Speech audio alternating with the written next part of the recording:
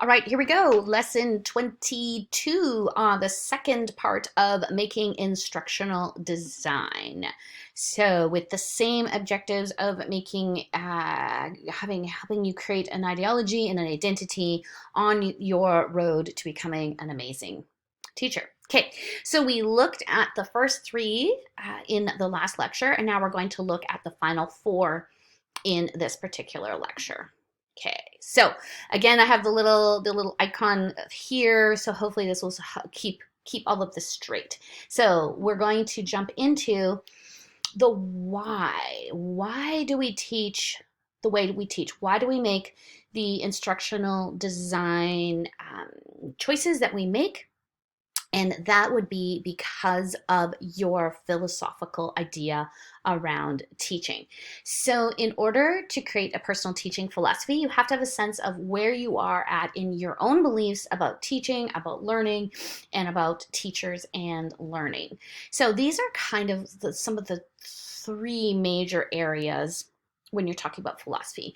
So you can have learner-centered beliefs, which is where you focus on the specific learners in front of you. So what you believe about teaching and learning is really focused on those particular students that are in front of you. So it may change from year to year.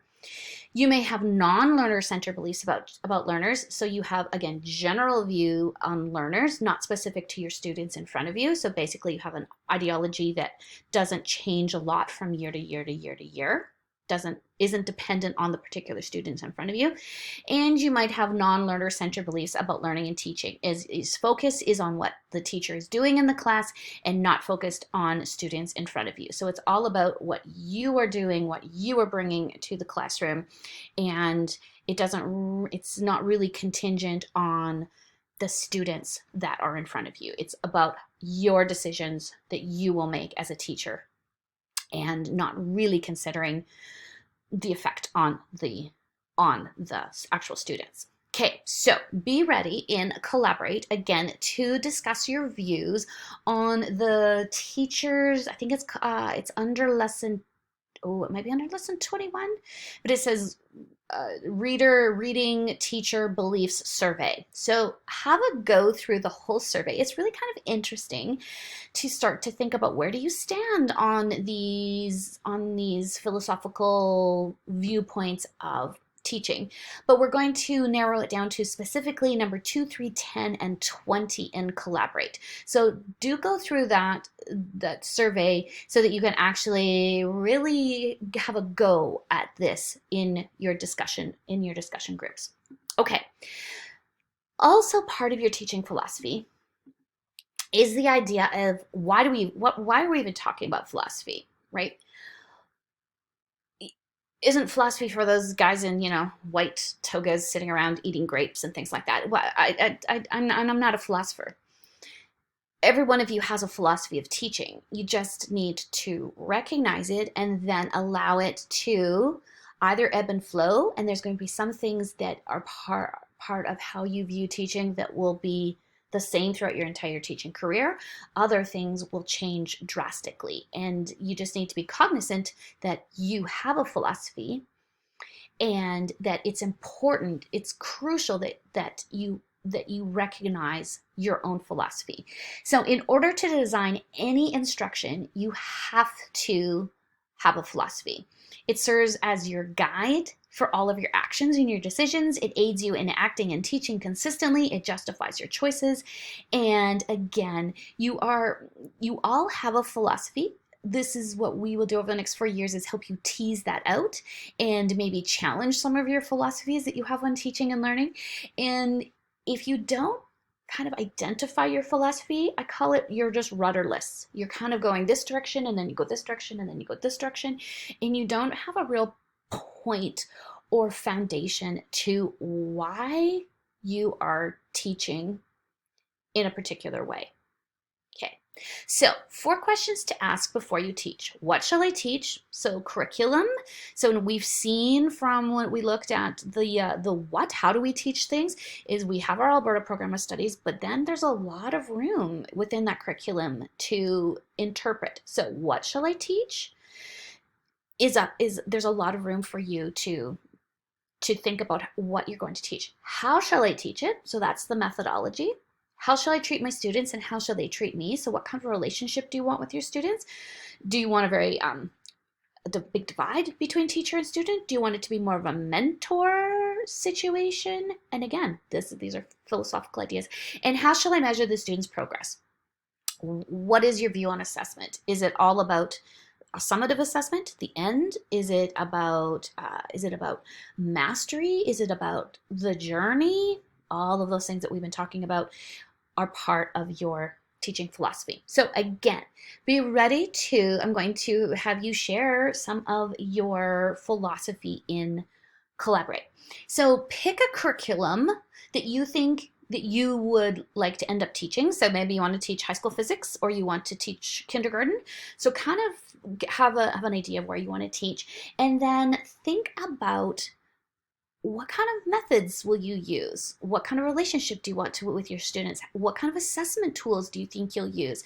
And just start to articulate these things as you develop your philosophy. Also, be thinking about your favorite teacher or your most inspiring teacher, and what do you think their philosophy or his or her philosophy was around these particular questions.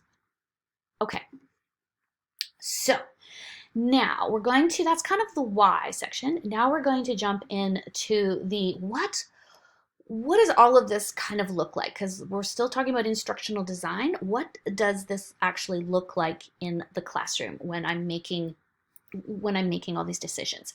So basically, this universal instructional design is an instructional system designed and delivered with the needs of all learners in mind. So you take into account your low socioeconomic kids, you talk about high cognitive functioning children, you talk about your ELL learners, you talk about very independent children who can work independently, that can learn the curriculum despite you, all those kind of things. Okay, and this universal instructional design results in instruction that is accessible and effective for all students. So you just spent a lot of time talking about differentiation, so this is absolutely part of when you have the amazing class that you have a lot of differentiation, a lot of kids at different levels. And this is an instructional design that says we need to be thinking about how we're actually designing our lessons with all of those kids in mind. Okay, so this is just, everybody is a genius, but if you judge a fish by its ability to climb a tree, it will live its whole life believing that it is stupid. Okay, that's Albert Einstein, and hopefully you have you either watched this video off the reading list or you may have already watched it in a different class. But this is the people versus the school system. I think it's a really great video talking about, do we make kids feel useless? Do we kill creativity? Do we make fish climb trees and do it several times? Are we outdated in comparison to how much society has changed? Do we really prepare students for the future or the past? Do we still treat them like factory workers where we tell them what to think, and do we still give them a grade A because that's a way to control product quality? Okay. Again, I want you to be ready to discuss these concepts that you saw in this video in Collaborate around universal instructional design and how we are, or what you think around it. Is it the way that we should be going as a school system? Is it something that you can implement in your classroom? Is it something that's going to take a lot of effort? Kind of thing in there. So that's what we're going to be doing in Collaborate. Okay, so let's look at some specifics of universal instructional design. So what teacher actions are necessary in order to adhere to the principle of UID, or universal instructional design?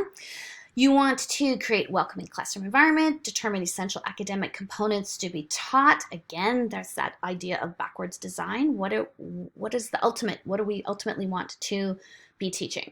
Provide clear expectations for learning. Again, there's those clear expectations using those Bloom's verbs, spinning the movie reel, Also knowing the assessment strategies that you want ahead of time and having students know those assessment strategies ahead of time. Implement a variety of topically suitable instructional methods.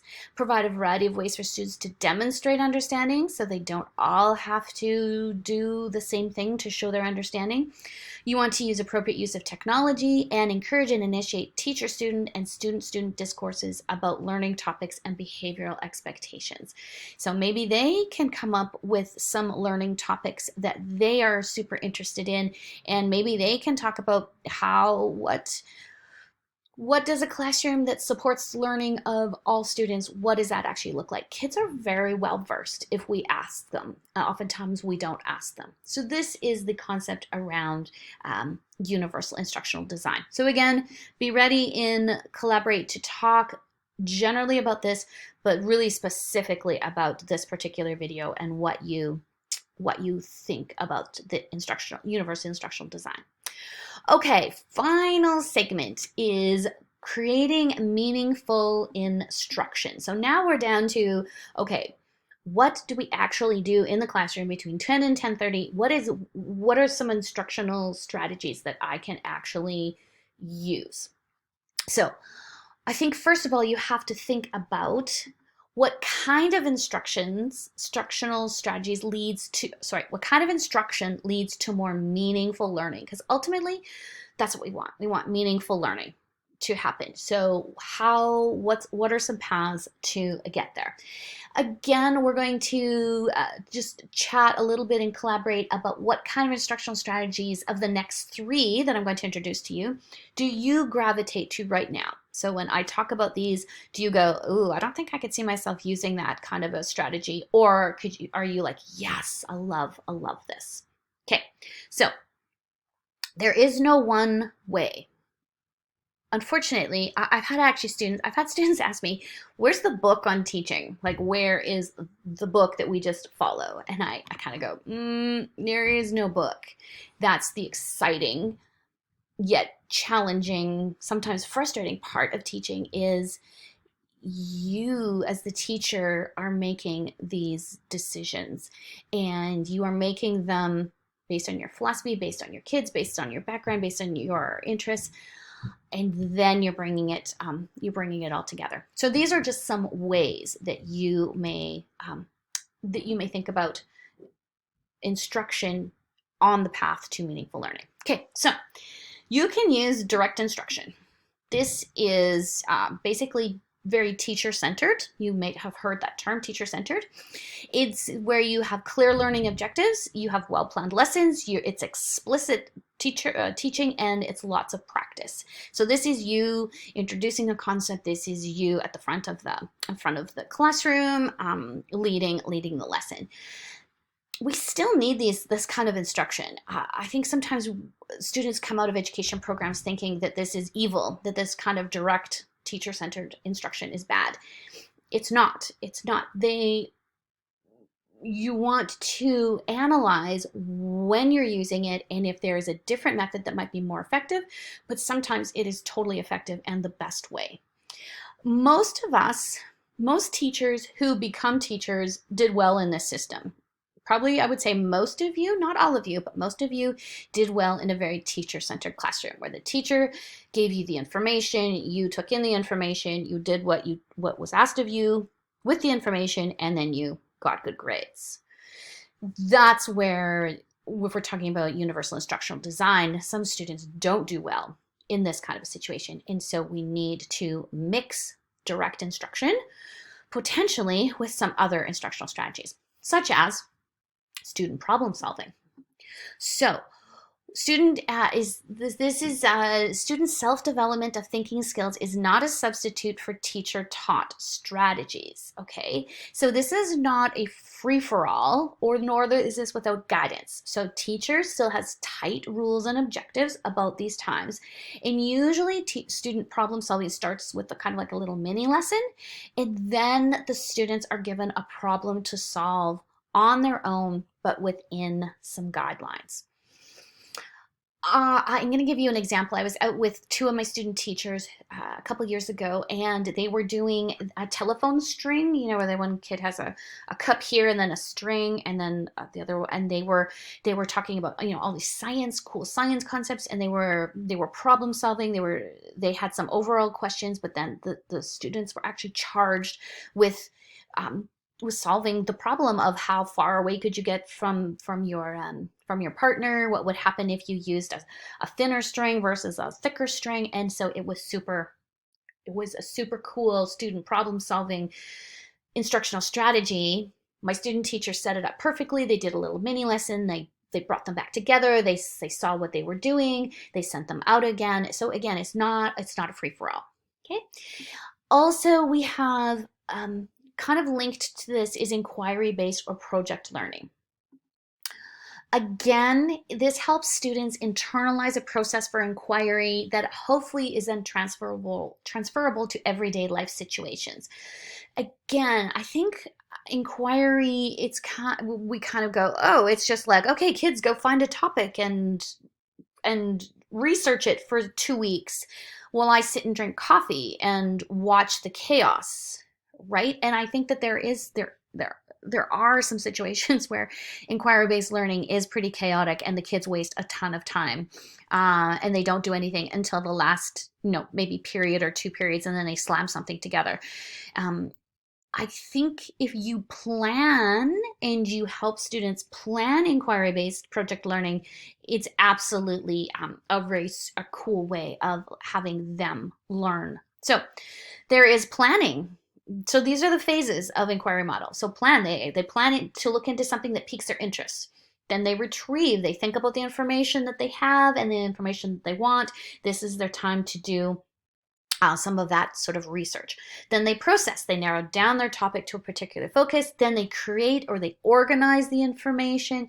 Then they share it with peers, with parents, other teachers, and then they evaluate the process and the product, and they articulate what they've learned. This is, again, not a free-for-all, not a, okay, kids, go and figure something out for 3 weeks and I'll see you back in 3 weeks. This is very much a combination of some teacher-centered learning, some checking in, the students going off and working on their own, then coming back as a full group and talking about it.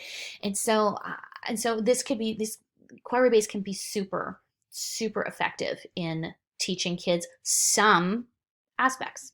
Okay. How can a teacher implement inquiry-based project learning in the classroom? Again, we're going to chat a little bit about this in Collaborate. What are you seeing out there for this type of learning? How is it approached and what is student response? Is it amazing? Do kids come up with some amazing things? Is it chaotic? Are kids wasting time? So again, be ready to talk about this in Collaborate. And we're going to, so if you are thinking about what does this actually look like in the classroom, will you be a teacher that actually talks about metacognitive executive functioning? Which in this particular case, I wanted to focus on study strategies. So how many of you remember as a student actually having ever been told how to study for a test? Or were you actually ever taught specific strategies for studying for tests? Or were you just kind of left on your own and hope that you figure out how to actually study for a test?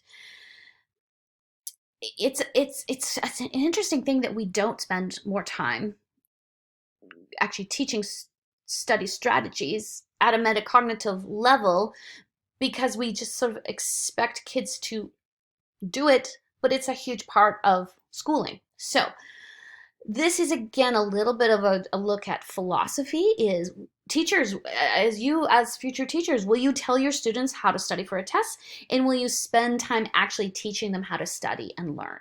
Okay, so I'm going to just show you, this is kind of for you as students, as well as potentially getting you to think about how could you incorporate this as future teachers.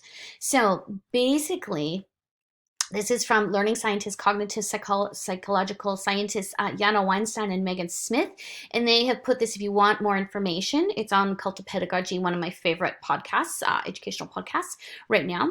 And she talks about these are actual strategies that we need to be teaching our students. So spaced practice is that cramming actually doesn't work.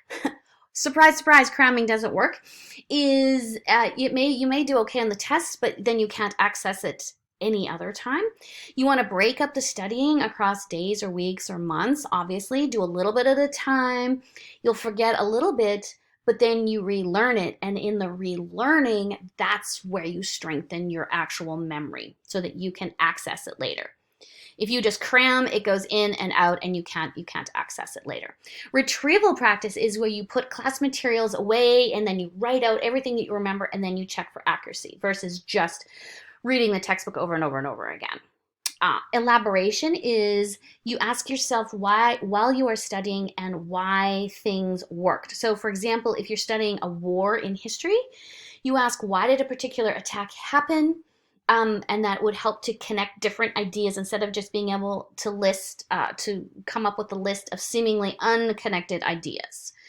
Okay, so this is where you actually elaborate on the information because again, in the elaboration, it sends it into a different part of your memory. Interleaving is you combine different concepts while studying. So in math, instead of doing 10 questions all on the same topic, you would bring in all sorts of different questions from across the entire unit because then you have to be thinking about all of the concepts all at the same time and pulling, not just learning one concept in isolation and then moving on to another. Concrete examples, this is especially for abstract ideas, so I'm going to give you an example. So say you have the idea of scarcity, which is kind of abstract, and then maybe you bring in the idea of toilet paper. It's not scarce during non-COVID times, but it becomes scarce in COVID times. And that's, again, you link the ideas to concrete examples. And dual coding is when you combine words and visuals so that you actually have a visual. So kind of like my little icon here, my little icons, you actually have a visual connected to the idea. So again, you as a teacher have to kind of go, okay, am I actually going to teach study strategies and what is the purpose of study strategies? Okay, so I'm going to do one last concept around what does this look like? What do instructional strategies look like in the classroom around the concept of homework as an instructional design? Basically, researchers have found that the effects of homework on primary students' achievement are minimal. So up to grade 6, it doesn't significantly affect achievement. After grade 6, there's a bit of a positive effect, except good homework fosters a love of learning and hones study skills. How many of us did bad homework where we did question after question after question of stuff that we already knew? Or we would be watching TV and babysitting your younger brother while you're doing homework. Again, good homework fosters a love of learning and hone study skills, but bad homework can actually do the opposite. So what we're going to do in Collaborate is I want you to list all of the reasons why homework is a good idea. So think specifically about, again, a grade or an area that you want to teach in. So it might be like Div 1, which is K to 3, Div 2, which is 4 to 6, junior high, high school. And think about all the reasons why homework is a good idea for that particular area. Think about the ideas against, list all the reasons why homework is a terrible idea. Again, for your specific area. And be ready to have a little bit of a debate about that in our Collaborate time. Because again, it is an instructional strategy that you will have to decide if you want to implement or not. Okay. Finally, in summation, here we go. We've got all the little icons, the how, the what does it look like, and the why around instructional design. So again, hopefully you've been keeping notes about your favorite teacher. So I want you to write a teaching statement that you think your favorite teacher lived by. So include, what do you think he or she thought about planning and instructional design? What did they thought about objectives, backwards design, assessment, and then how How did that actually come to pass? What do you think their philosophy was on instructional design? Do you think they actually would have supported universal instructional design ideas? Did they have specialized instructional strategies? Did they give you specific study strategies? Did they talk about how to do homework? Did they combine teacher directed and inquiry based learning? Okay, and study strategies, homework. Oh, I looped those two together. Okay, so again, what we're going to do is we're going to have a little bit of a time to discuss and share the teaching statements, but have a little bit of a time to analyze these how, these what, these why, and what does it look like, because ultimately these are the decisions that you will make as an amazing future teacher. Awesome. Take care, everybody.